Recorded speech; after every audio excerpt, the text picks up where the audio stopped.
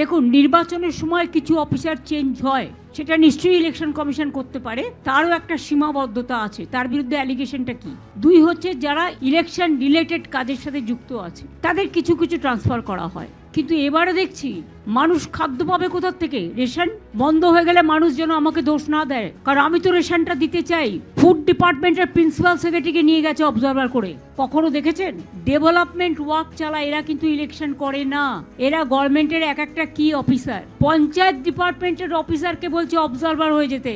রাস্তাঘাট দেখবে, গ্রামীণ রাস্তা তৈরি করবে, আরবান রাস্তা তৈরি করবে। ঝড় জলে রাস্তা ভেঙে গেলে, ব্রিজ ভেঙে গেলে, দুর্যোগ হলে, ডিজাস্টার হলে পিডব্লিউডির প্রিন্সিপাল সেক্রেটারির একটা বড় ভূমিকা থাকে। তাকেও অবজারভার করে নিয়ে চলে যাওয়া হয়েছে।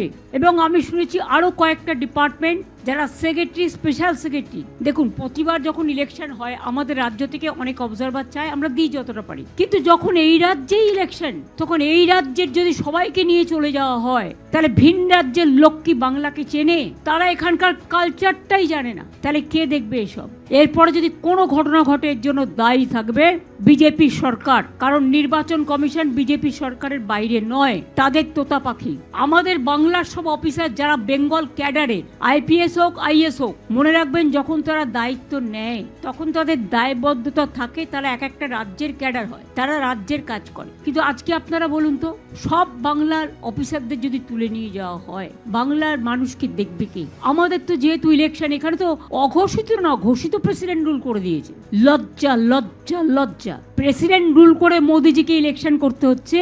বাংলার মানুষকে এত ভয়, তারা যে আচরণ করছে, ছেড়ে দিন। সংবিধান কিছু নেই এ দেশে, এখন আর কোনো আইন বলে কিছু নেই। টোটাল আইনটাকে মোদি সরকার বেলাইন করে দিয়েছে। মানুষ কার কাছে গিয়ে বিচার পাবে?